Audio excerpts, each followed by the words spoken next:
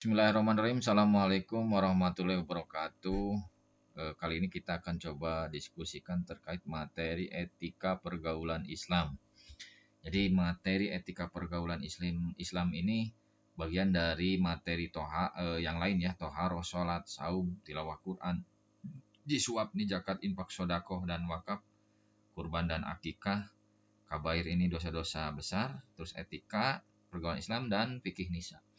Ini kematerian yang menurut saya pentingnya untuk kita sama-sama diskusikan bersama. Nanti di video-video selanjutnya mungkin bisa dicek ya di channelnya ini tentang toharoh bagaimana.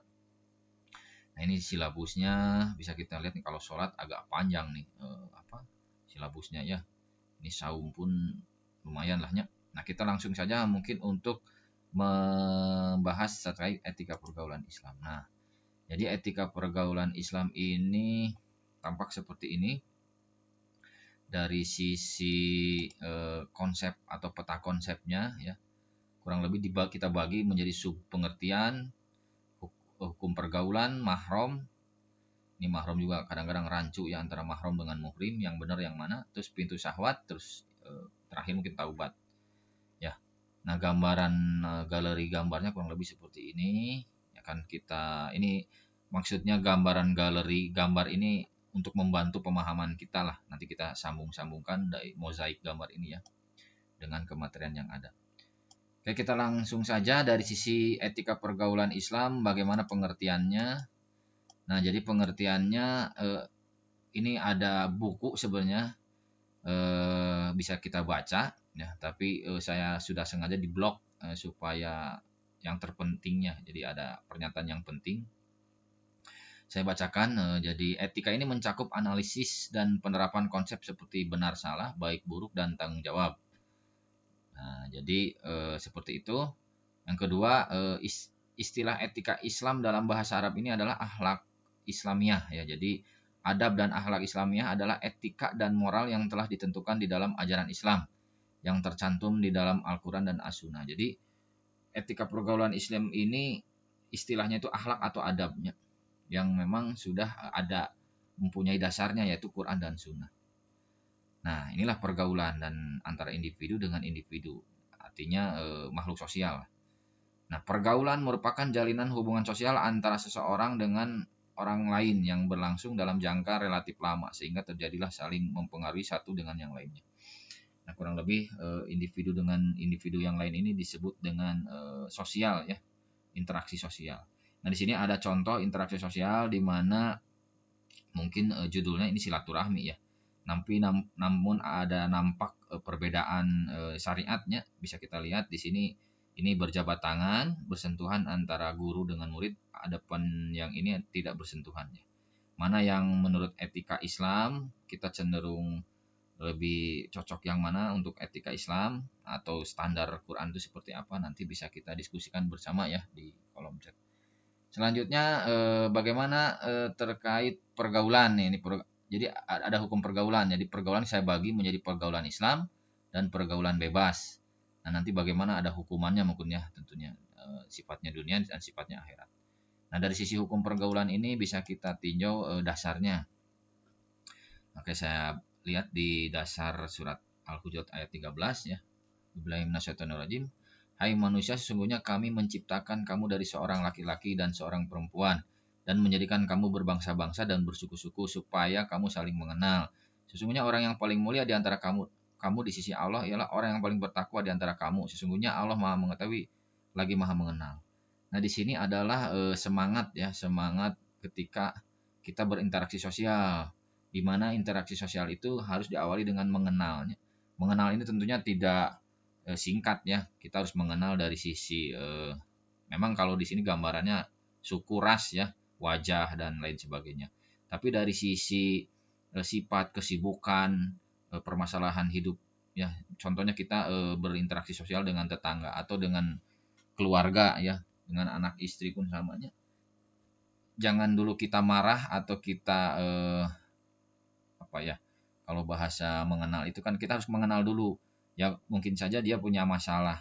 Sehingga ketika dia punya masalah tentunya kita bisa memahami lahnya bagaimana berinteraksi sosial dengan orang yang sedang bermasalah lah kurang lebih. Jadi di sini Allah ini sangat eh, memberi dasar kepada kita ya. Jadi berinteraksi sosial itu harus diawali dengan kita itu harus saling mengenal ya, baik dari sisi fisik maupun rohaninya. Nah, kurang lebih gitunya. Jadi tidak langsung marah atau tidak langsung memvonis.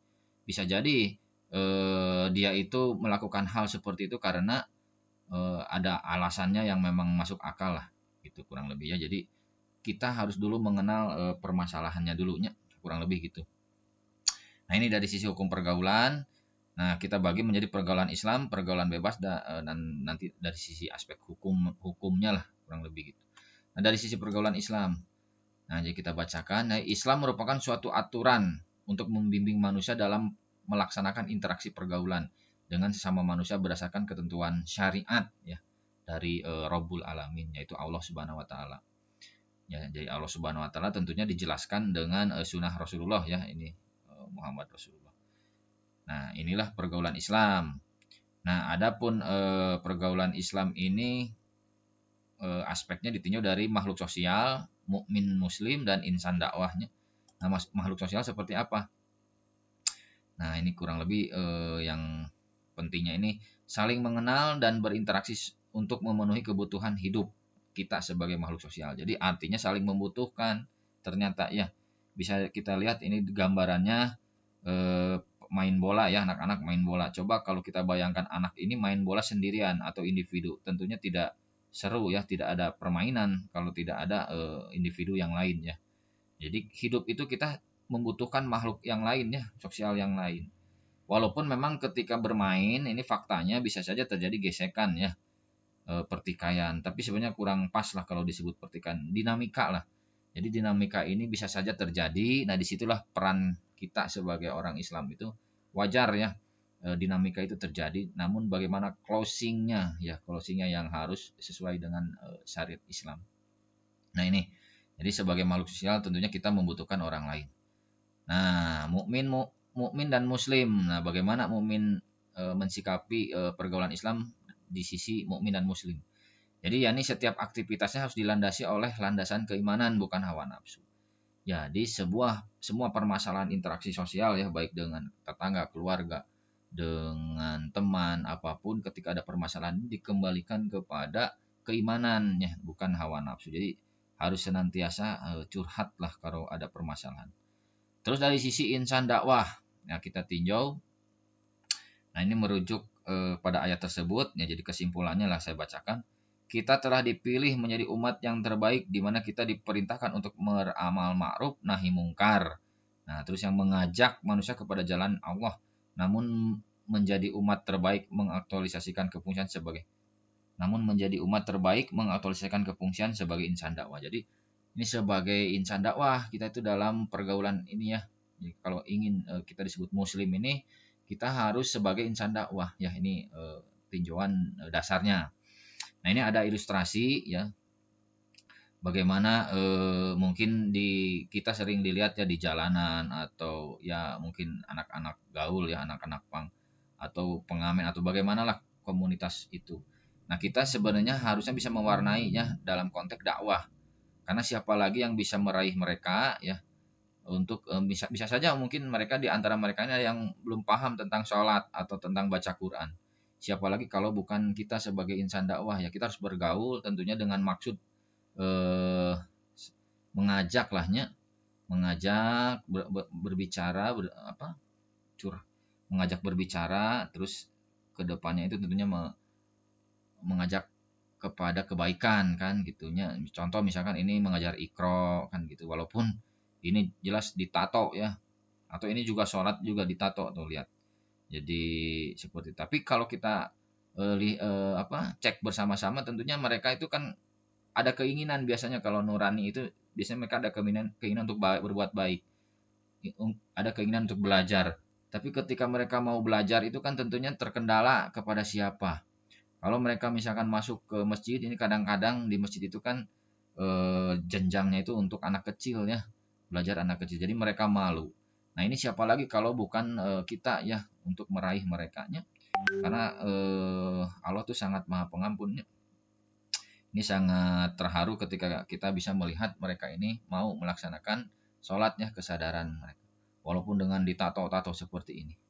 Ya, nah itulah jadi pergaulan Islam itu bisa dari sisi makhluk sosial kita membutuhkan orang lain. Mumin muslim ini kita senantiasa dilandasi keimanan dan insan dakwah, jadi harus dakwahnya. Yang kedua ini terkait pergaulan bebas. Nah, bagaimana yang dimaksud dengan pergaulan bebas menurut Kamus Besar Bahasa Indonesia ini? Kehidupan berteman atau bermasyarakat memiliki arti nggak terhalang, nggak terikat aturan. Ya. Jadi pergaulan bebas merupakan suatu perilaku pertemanan yang tidak terikat oleh segala macam norma. Nah, ini bisa dilihat dari ini ilustrasi ya, foto di suatu tempat lah, di mana seseorang yang punya rumah ini karena mobilnya ini tidak tertutup mungkinnya, dia mengambil hak orang lain ini, jalan ini kan diambil. Artinya norma hak orang lain diambilnya. Nah, ini kalau bebas seperti ini tentunya akan menjadi kekacauannya. Yang kedua ini ada tampilan hamba sahaya ya yang tidak merdeka. Ilustrasinya ini Wahsy ya, Wahsy Al-Habsyi. Ketika Wahsy Al-Habsyi ini sama-sama dengan Bilal, Bilal juga kan Al-Habsyi ya. Jadi sama-sama dari Ethiopia ya, kulit hitam, sama-sama berdiskusi terkait apa makna merdeka ya. Merdeka itu kan bebas. Nah, beda definisi antara merdeka versi Wahsy dan merdeka versi Bilal. Jadi merdeka Wahsy ini ketika bisa sejajar dengan pemuka Quraisy, dia menjadi budak merdeka ya. Nah, ini terjadi diskusi yang sangat menarik, bisa dicek di channel video saya ini ya, bagaimana diskusi arti merdeka menurut Wahsy dan Bilal. Yang akhirnya memang Wahsy ini mengalahnya karena memang dia merasakan ketika dia sudah merdeka ya, pada saat itu kebetulan berjasa kepada Quraisy bisa membunuh paman Rasulullah ya, sahabat Rasulullah yaitu Hamzah dengan tombak ini kan. Terus dia diberi kemerdekaan, namun hatinya gundah gulana, dia tidak merasakan merdeka. Bahkan dia teringat kepada definisi merdekanya Bilal ya, kebebasan yang dimaksud itu Bilal itu adalah merdeka itu bukan artinya bebas. Merdeka itu artinya memindahkan keterikatan kepada makhluk kepada keterikatan kepada Allah ya, kepada Sang Pencipta. Jadi tetap tetap saja merdeka itu sebenarnya terikat ya. Cuman terikat nya harus kepada Allah bukan terikat kepada makhluk gitu ya, karena makhluk ini bisa saja eh, tidak langgeng lahnya, berbeda dengan Sang Pencipta. Oke, ini untuk definisi pergaulan bebas. Nah, pergaulan bebas ini tentunya ada dari sisi lawan jenis ya, suka saja terjadi pergaul bebasnya. Nah, nanti di sesama jenis pun ada pergaulan sesama jenis. Nah, ini dilihat dari sisi dampak lah. Nah, oke, dari lawan jenis bisa kita lihat ini bebas sekali, tidak ada sekat ya. Ini bergaul sangat bebas, bisa kita lihat. Nah, ketika ada konser misalkan antara wanita dan pria ini berbebas ya, kalau bahasa ininya itilat ya, bercampur baur. Nah, namun di sisi yang lain ini ada pemisahan antara laki-laki dan perempuan di suatu ruangan kelas mungkin ya di pendidikan. Nah, cuman masalahnya hal-hal seperti ini tuh dikatakan tidak modern ya. Banyak yang menganggap bergaul dengan sebebas-bebasnya adalah ciri dari masyarakat modern. Nah, yang seperti ini tuh mindset berpikir masyarakat sekarang itu inilah yang modern. Nah, bahkan yang ini tuh kunonya, kampungan dan lain sebagainya lah, negatif. Nah, nah ini di sisi lawan jenis pun jadi menganggap memisahkan dengan tirai ini adalah sebuah kekunoan lah kurang lebih gitu.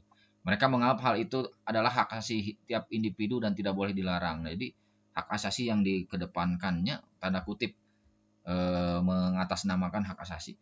Nah, kurang lebih begitu. Nah, ini sebenarnya di ayat Quran itu sudah diberikan informasi ya bagaimana ketika Musa alaihissalam ini dengan calon istri ya. Nah, ini calon istri Musa dan calon istrinya di surat Al-Qasas ini dari ayat 20 sampai 27 bisa kita bacanya di mana jelas putri Madian ya, dua orang putri Madian ini ketika mau meminumkan air ya. Bagaimana ketika di depan itu ada gembala lain, laki-laki lain yang memang eh, artinya si calon istri Nabi Musa ini mengalah ya. Padahal sama-sama ingin meminumkan gembalanya. Namun dia mengalah karena itu bukan syariat dari Allahnya kalau dia maju ke depan sehingga saling bersentuhan dengan atau berikhtilat dengan laki-laki penggembala lain. Nah ini menarik sekali sehingga calon istri yang soleh ini pasti akan ketemu dengan calon suami yang soleh. Nanti kita bisa dilihat analisisnya di video selanjutnya lah ya. Oke, selanjutnya ini lawan jenis ya. Jadi lawan jenis ini seperti yang kita lihat tadi antara bagaimana seharusnya di etika pergaulan Islam ini ya. Oke, sekarang sesama jenis pun sama. Nah, ini bahkan sesama jenis sudah disampaikan oleh Dokter Inong Balenya di podcastnya Ustadz Patiakan bahwa masalah dari pergaulan sesama jenis ini membuat dampak yang berbahaya bahkan ya. Nah, kita bacakan coba pergaulan bebas dalam Islam tentunya adalah hal yang dilarang. Nah, jadi dilarang ya, Kak. Hal ini karena memiliki dampak yang sangat besar terhadap diri dan masyarakat. Nah, ini bahaya pergaulan bisa kita lihat ya. Ini galeri videonya. Saya sudah mencoba rangkum videonya di channel ini ya, di bahaya pergaulan bebas. Kurang lebih bisa kita lihat ini penyakit-penyakit yang muncul ya, yang aneh-aneh lah gitu ya, cacar monyet. Karena awalnya dari ini sodomi atau dubur itu ya, dubur ini membuat seperti ini jadi seperti keluar daging jadi ya, kembang kol kalau menurut dokter Inong Balenya. Terus yang kedua aid ya, aid ini akhirnya tidak ada obatnya, dia menunggu ajal saja kan, bahkan merugikan masyarakat pemerintah kan, karena ini sudah tidak bisa diobati. Yang kedua pun memang harus disubsidi obatnya dari pemerintahnya. Ini dari grafik pun seperti ini ya, semakin meningkat. Bahkan ada informasi ini di Bandung ini ratusan mahasiswa ini sudah terjangkit positif HIV. Nah, dibahas oleh Dr. Inong Bale ini ternyata bukan di posisi mahasiswanya dia terjangkit itu ya. Jadi HIV ini, virus HIV ini sebenarnya dia masuk dulu ya, bisa jadi di SMP atau SMA. Tapi ketika jadinya ini AIDS ini ketika sudah mahasiswa karena ada masanya. Ya kurang lebih bisa ditonton lah di video ini di channel ini ya. Oke, selanjutnya ini pergaulan bebas sesama jenis. Nah, sekarang masalah hukum ya, hukum di dunia bagaimana? Nah, di dunia ini ada sebuah ilustrasi namanya, gambar ilustrasi di mana ingin membandingkan antara dunia dan akhirat ya. Jadi ini dari Rasulullah ada hadisnya. Demi Allah tidaklah dunia ini dibandingkan dengan akhirat kecuali seperti salah seorang dari kalian yang mencelupkan jarinya ini ke lautan. Perhatikanlah jari tersebut kembali membawa apa.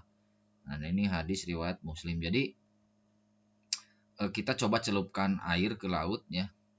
Nah, terus kita lihat di tangan kita ada bekas tetes air. Nah, itulah air ini dibandingkan dengan laut. Tentunya bukan perbandingan yang harus dibandingkan karena terlalu jauh besar ya. Nah, itulah yang kecil ini, tetesan kecil di jari itu adalah dunia. Adapun di akhirat ini sangat besar sekali dan bisa jadi tidak terhingganya, sangat besar sekali. Ini hadis Rasulullah. Ya, jadi hukuman dunia itu lebih kecil sebenarnya, walaupun pada faktanya juga beratnya kalau kita laksanakan. Nah, makanya kita lihat coba hukuman di dunia. Nah, ini ada permasalahan bagaimana ketika melakukan pergaulan bebas di antara muhson atau goer mahson. Kita lihat. Nah, ini ketika bergaul bebas antara laki-laki perempuan sehingga awalnya mendekati zina sehingga akhirnya terjerumus zina ya, ini bisa terjadi nih. Bagaimana kalau terjadi pejinah yang goer muson itu belum menikah ya. Jadi atau lajang lah, kurang lebih lajang ya. Jadi pejinah perempuan laki-laki derelalah masing-masing dari keduanya 100 kali. Jadi dicambuk. Jadi hukuman jinah ini dicambuk 100 kali ya. Ini kurang lebih begini. Jadi di depan halayak ramai terus dicambuk 100 kali ya. Ini dilakukan memang syariat Islam seperti ini ya, supaya dampaknya memang positif ya. Pertama sebagai peringatan bagi yang lain, yang kedua mudah-mudahan ada efek jerak dari si pelaku ini ya. Nah, yang kedua untuk hukuman bagi pejinah yang telah menikah atau muhson.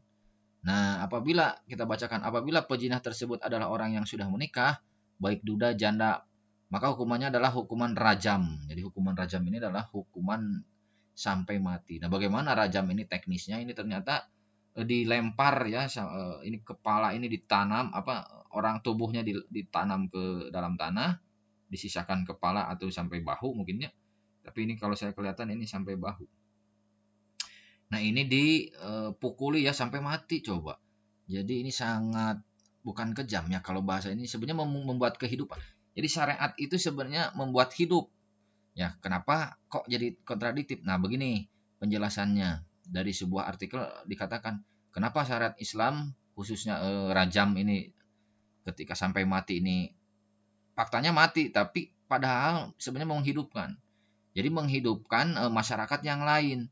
Coba kalau kita bayangkan ini dihukum tanpa dengan hukuman rajam ini. Artinya pejinah-pejinah yang muhson atau goer muhson akan merajalela. Ketika merajalela maka penyakit pun akan merajalela ya. Seperti tadi penyakit AIDS itu tidak ada obatnya. Tapi kalau sudah merajalela ini bahkan akan tersebar penuh ya, ke seluruh dunianya. Nah, sehingga mematikan seluruh manusia yang ada di muka bumi ini, generasi manusia di muka bumi ini. Coba kita lihat mana. Nah, seperti ini ya. Jadi bayi-bayi jadi juga karena terdampak virus orang tuanya yang HIV, akhirnya jadi tidak tidak hidup ya. Dunia ini siklusnya jadi generasinya jadi terganggu. Oke, maaf sebentar. Nah, jadi itulah syariat Islamnya, walaupun tanda kutip sebagian orang mengatakan kejam, tapi demi kehidupan yang lainnya. Yang kedua memang sangat ini dosa besarnya. Zina ini adalah dosa besar, termasuk kategori dosa besar. Nah, kita lihat dalilnya kurang lebih. Nah, ini sudah saya syarikan, saya bacakan. Pezina yang pernah menikah al-muhson dihukum rajam, dilempar dengan batu sampai mati. Hukuman ini berdasarkan Al-Qur'an, hadis mutawatir nih. Hadisnya juga mutawatir, artinya sudah banyak yang artinya penyampaian hadis itu banyak yang mendengar ya, artinya memang betul-betul dirajam itu sampai mati, bahkan ini dilempar ya, dilempar dengan batu sampai mati. Dan ijma, bahkan ini ijma nih, sepakat ya kaum muslimin. Meski demikian hukuman rajam ini masih saja diingkari oleh orang-orang Khawarij. Nah, ada yang mengingkarinya. Nah, ini biasanya orang Khawarij dan sebagian cendekiawan Islam modern ya. Jadi memang orang-orang modern kadang-kadang tidak setuju nya dengan padahal mereka tidak memiliki hujah, tidak punya dalil sebenarnya, dan hanya mengikuti hawa nafsu serta nekat menyelisihi dalil-dalil syar'i dan ijma kaum muslimin. Wallahul musta'an. Nah, jadi kurang lebih seperti itu. Ya, makanya ketika diringankan terus pejinahan ini ya, sehingga makanya dampaknya semakin merajalelanya. Oke, kita lanjut. Nah, ini dari sisi dunia ya, muhson dan nah, bagaimana dengan liwat? Nah, ini liwat ini kaum pelangi biasanya. Nah, kaum pelangi ini saya bacakan saja ya. Liwat atau gay adalah perbuatan yang dilakukan oleh laki-laki dengan cara memasukkan zakar penisnya ke dalam dubur laki-laki lain. Sedangkan sihak lesbian adalah hubungan cinta birahi antara sesama wanita dengan image dua orang wanita saling menggesek-gesekkan anggota tubuh farjinya antara satu dengan yang lainnya. Nah, sehingga kalau yang ini makan ke dubur ya, kalau yang lesbi ini ya mungkin dengan menggesek-gesekkan hingga keduanya merasakan kelezatan dalam. Nah, ini dari Said Sabik Fikus As-Sunnah ya. Nah, ini bagaimana hukumnya kalau hal ini terjadi ya. Nah, Rasulullah SAW bersabda, barang siapa yang kalian dapati sedangkan melakukan perbuatan kaum Lut, nah, kaum Lut ini kaum Sodom ya, maka bunuhlah keduanya. Nah, ini tanpa dilihat muhson atau goer mahson ya, jadi ini harus dibunuh ternyatanya. Nah, ini ada gambaran visualisasinya nih, bagaimana cara membunuhnya. Nah, ini ada perbedaan pendapat. Baihaqi mengeluarkan dari Ibnu Abbas bahwa beliau ditanya tentang had atau hukum pelaku liwat. Liwat ini Sodom ya. Sodomi ya.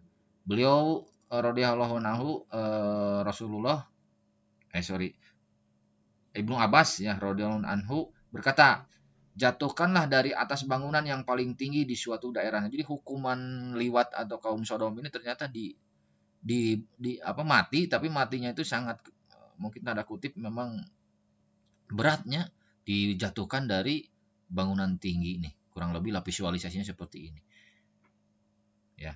Nah, ini paling tinggi di suatu daerah, kemudian hujanilah dengan lemparan batu, diriwayatkan dari Ali radhiyallahu anhu. Ya, jadi ini dari pendapatnya Ali seperti ini. Oh, ini dari Abbas ya. Ini dari pendapatnya Abbas.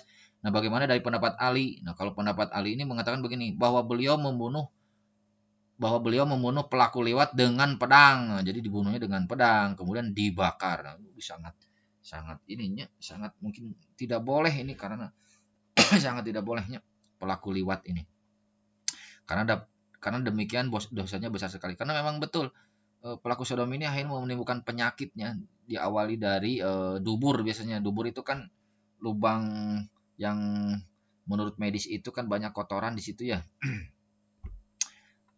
Umar dan Utsman berpendapat pelakunya ditimpuki dengan batu benda-benda keras sampai mati. Nah, ini ya kurang lebih hampir sama dengan Muhson ya, jinah Muhson. Nah, ini agak miris nih, ada tayangan ada sebuah artikelnya, perempuan berjilbab mengibarkan bendera pelangi di Monas netizen. Nah, jadi kurang lebih ini tuh seperti apa fenomena-fenomena seperti ini ya. Kita itu bukan artinya hak asasi atau seperti apa ya, tapi ini demi kebaikan kita semua. Ya, kalaupun dibolehkan nantinya generasi-generasi akan tidak sehatnya. Tadi seperti Aid ya, bayi-bayi yang memang tidak punya salah, tapi dia mempunyai penyakitnya, kurang lebih gitulah. Oke, lanjut, jadi liwat seperti. Nah, sekarang kita bahas mahram ya. Ini mahram. Mahram itu seperti apa? Nah, mahram berasal dari makna haram, yaitu wanita yang haram dinikahi. Dan yang dimaksud dengan keharaman menikah wanita adalah menyangkut boleh atau tidaknya melihat auratnya. Jadi ini dua sisi sebenarnya. Ketika mahram artinya haram dinikahi, ya, tapi ada satu konsekuensi, berarti kita tidak boleh melihat aurat atau berjabat tangan, ya. Nah, cuman di sini ada istilah eh, salah mengucapkan lah kurang lebihnya karena memang sudah rancu sekarang. Kalau mahram itu adalah tadi ya haram dinikahi, ya. Nah, kalau muhrim ini adalah orang yang melakukan ihram atau umroh atau hajinya. Orang yang melakukan ihram baik untuk umroh atau haji. Nah, ini muhrim. Ini suka rancu orang Indonesia itu kadang-kadangnya. Contoh rancunya ini bisa kita lihat ya. Meme-meme di mana memenya mengatakan muhrim. Ini bukan muhrim. Muhrim. Nah, sebenarnya salah. Kalau mau membuat sebuah headline tuh maaf bukan mahram, seharusnya begitunya. Nah, jadi definisi yang benar itu adalah mahram ya. Nah, kita lihat bagan mahram, coba kita lihat. Nah, ini ada bagan mahram. Nah, kita coba berpikir sejenak ya. Ya, ini tuh sebagai subjeknya itu saya ya.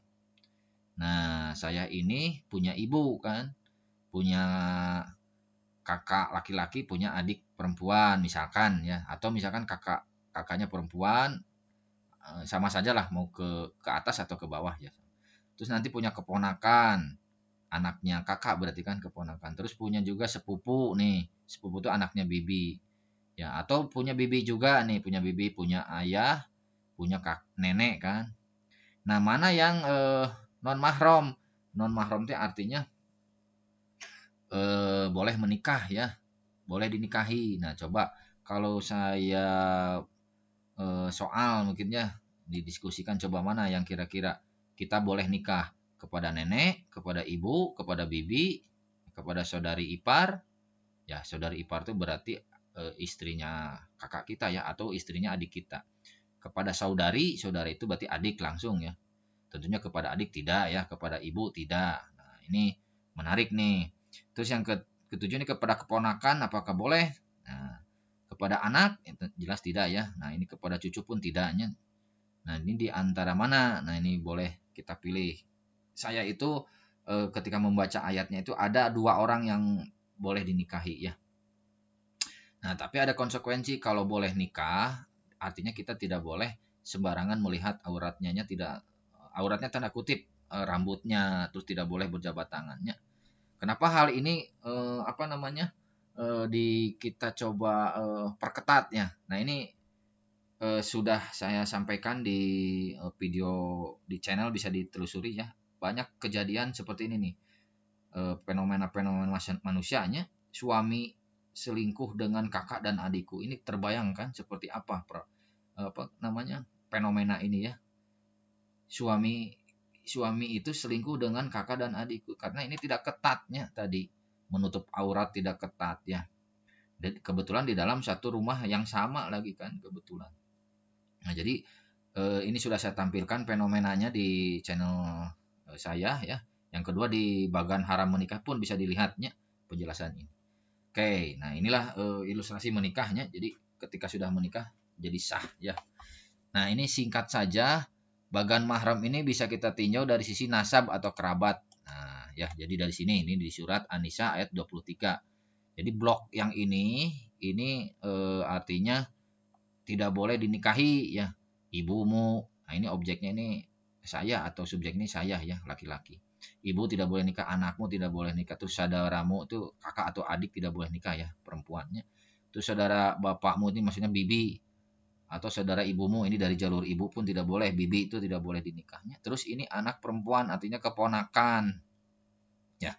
Jadi anak pun yang ini yang coklatnya jadi kurang lebih gitu. Dari sisi kerabat, terus dari sisi persusuan. Nah, jadi ayat yang tadi itu dari kerabat itu di atas yang sini ya. Coba kita lihat. Nah, ini yang atas.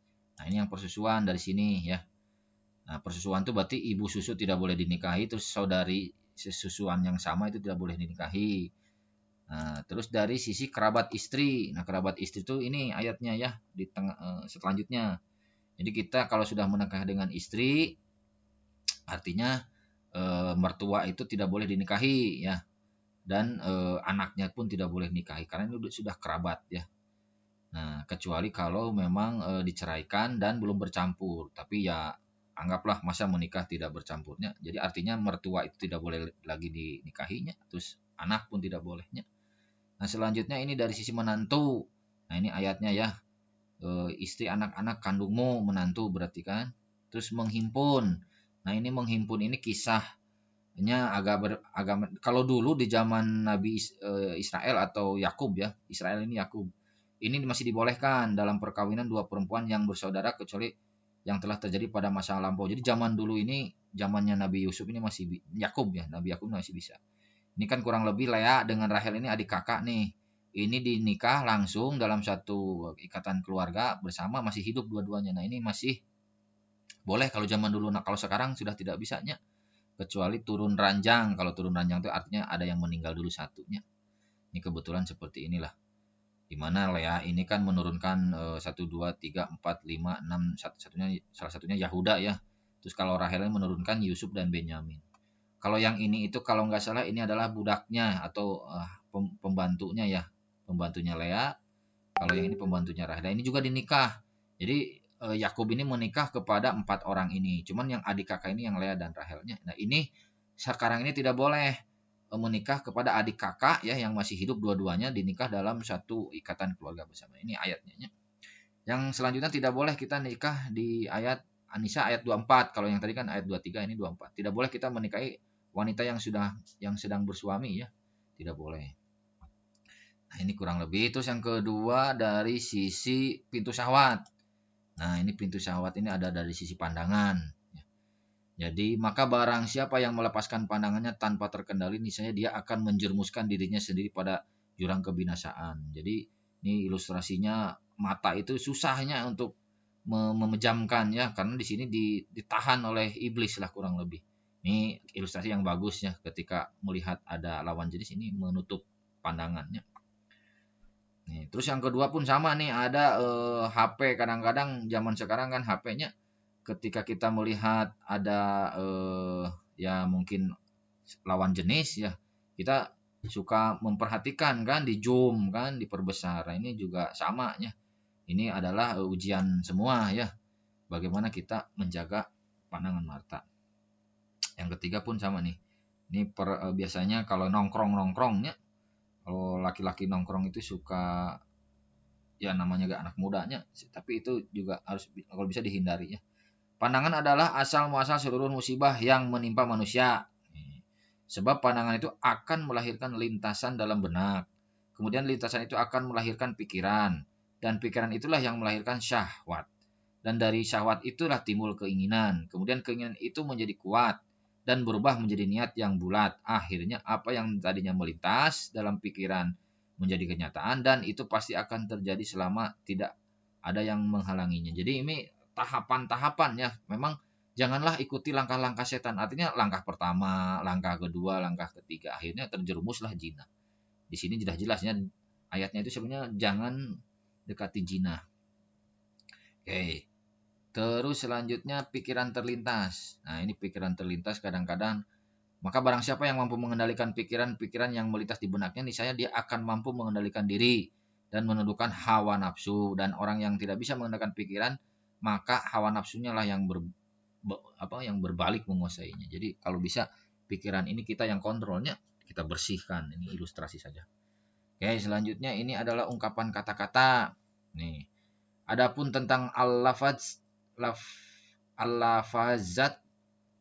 maka cara menjaganya adalah dengan mencegah keluarnya kata-kata atau ucapan dari lidahnya yang tidak bermanfaat dan tidak bernilai. Jadi kita harus menjaganya kata-kata seperti gombal, menggombal seperti itu ya. Kadang-kadang juga membuat stimulus itu ya. Terlebih kepada lawan jenisnya. Selanjutnya ini langkah nih. Al-khutuwat. Adapun tentang al-khutuwat, maka hal ini bisa dicegah dengan komitmen seorang hamba untuk tidak menggerakkan kakinya kecuali untuk perbuatan yang bisa diharapkan mendatangkan pahala dari Allah Subhanahu wa taala. Jadi langkah-langkah ini kita harus diarahkan kepada yang baiknya. Kalau memang itu memang hobi ya, hobi bad habit. Nah, jadi kalau kita sering melangkahkan kepada yang jelek, ya mudah dari sekarang kita gunting atau kita robek ya, kita gantilah hobi-hobi kita ya. Nah, jadi ini ilustrasi, ini bagaimana kita nanti mau menetapkan langkah kitanya kepada kebaikan. Kayak ini langkah-langkah. Nah, terus dari sisi ikhtilat, yang tadi kita udah sampaikan ya. Jadi ikhtilat ini bercampur baur, ya. Nah, tapi kalau yang ini adalah ada pemisahan ya. Ada pemisahan. Okay. Dan menurut orang modern sih ini tuh kuno katanya. Terus kholawat. Nah, bagaimana dengan kholawat? Nah, kalau kholawat kebalikan dari ikhtilat. Kalau ikhtilat ini bercampur baur laki-laki dan perempuan, kalau kholawat ini adalah menyendiri ya, menyendiri berdua maksudnya itu. Ya, contoh misalkan kholawat itu berasal dari kata kholawat itu kholawatan yang maknanya menyepi, menyendiri, mengasingkan mengasingkan diri bersama dengan seorang tanpa pesertaan orang lain. Jadi berdua saja. Seperti pacaran lah kalau istilahnya kholawat itu pacaran. Atau bisa jadi kita kan sekarang ada istilah japri ya, jalur pribadi, membuat informasi di WhatsApp laki-laki dengan perempuan ya, ini juga kalau bisa dihindari karena ini tidak ada kepesertaan orang lain ya, artinya hanya berdua saja. Nah ini kalau bisa dihindari ya antara laki-laki dan perempuan ya, itu kholawat. Nah sekarang tabaruj ini artinya menyingkap dan menampakkan diri sehingga terlihat pandangan mata ya. Jadi tabaruj ini kita sekarang banyak melihat fenomena selfie. Yang selfie ini di-update di status ya, wajah kita atau kegiatan kita yang menampakkan kita sendiri gitunya. Kadang-kadang selfie itu juga dilihat wajah yang cantiknya ya biasanya. Kalau yang jelek mah jarang dipostingnya. Nah, ini juga adalah budaya tabaruj ya. Nah, mudah-mudahan kita menjadi malu lah melakukan selfie. Selfie itu kan harusnya malu gitunya, tapi jangan malu-maluin. Maksudnya malu-maluin gini, seharusnya kita malu malah kita tidak malu ya. Jadi itu teh sebenarnya budaya selfie yang menampakkan wajah ya, itu teh sebenarnya malu-maluinnya. Nah ini ketawa nih akhirnya pakai apa nih, kawat gigi ya. Oke, selanjutnya tabarut. Nah ini taubatnya. Nah ini taubat nih, pengertian taubat yaitu kembali dari jalan yang jauh ke jalan yang lebih dekat kepada Allah Subhanahu wa taala. Nah, ini kurang lebih lah ilustrasinya. Nah, jangan seperti tobat sambal. Tobat sambal ini tobat, dosa lagi, dosa lagi. Nah, ini tidak diterimanya kalau tobat sambal. Makanya yakin kepada Allah ketika tobat itu, ya Allah jauhkan ya. Terus kita hindarinya langkah-langkah itu kita, yang tadi langkah yang memang seperti itu kita harus punya revolusioner, kita ganti hobinya ya, langkah-langkah yang tadinya. Nah, ini tobat ini seperti ini. Bagaimana cara tobat yang baik ini? Pertama, ini menundukkan pandangan ya. Mulai dari sekarang kita jangan membiarkan hawa nafsu kita terus saja kan ya. Ini kita harus hindari, jaga. Jadi jaga pandangan kan. Ketika melihat sekali jangan diteruskannya. Nah, ini seperti ini ilustrasi saja. Hendaklah mereka menahan pandangan tuh kan ya. Maka janganlah memandang kecuali memandang kepada hal yang diperbolehkan untuk dipandang. Maka mata itu berzina, hati juga berzina. Zina mata adalah dengan melihat yang diharamkan. Zina hati adalah dengan membayangkan pemicu syahwat yang terlarang. Ini kurang lebih kita harus ya berkorban, berbismillah lahnya, memaksakan diri untuk menundukkan pandangan ketika melihat bukan haknya lah gitu ya. Yang kedua adalah saum. Nah, ini saum ya, ini menunjukkan bahwa perisai tersebut adalah agar dia terhalang dari ucapan kotor, perbuatan jahil, serta maksiat lainnya. Ia adalah perisai dari dosa karena puasa tersebut memupuskan syahwat, menghilangkan atau mengurangi syahwat ya. Nah, ini puasanya tentunya di Ramadan ada ya, tapi kalau di puasa sunat pun ada ya. Seperti puasa Senin Kamis, puasa Daud, puasa hari Syawal, 6 hari di bulan Syawal kan. Puasa 10 hari di bulan Zulhijjah, di puasa Arafah, puasa 10 hari pertama di bulan Zulhijjah. Ya 10 hari nih.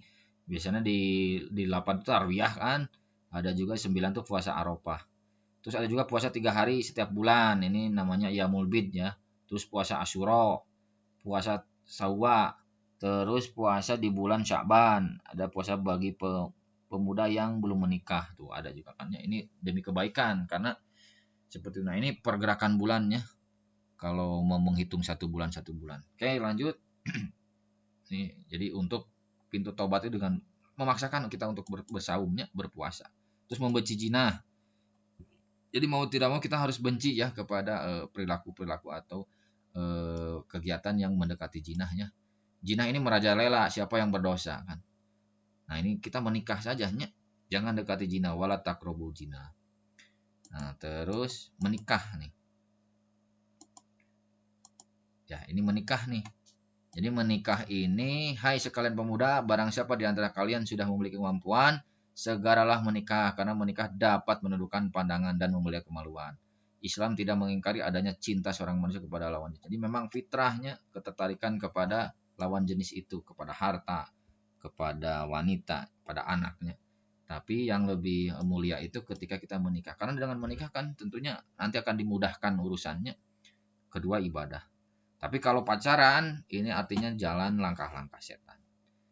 Oke, ya mungkin materi etika pergaulan Islam saya cukupkan sekian. Mudah-mudahan ini bisa menjadi bahan diskusi kita bersama. Ya, saya tunggu di kolom komentar. Adapun kalaupun kesalahan itu datang dari saya, benar itu datang dari Allah Subhanahu Wa Taala. Saya cukupkan sekian. Assalamualaikum warahmatullahi wabarakatuh.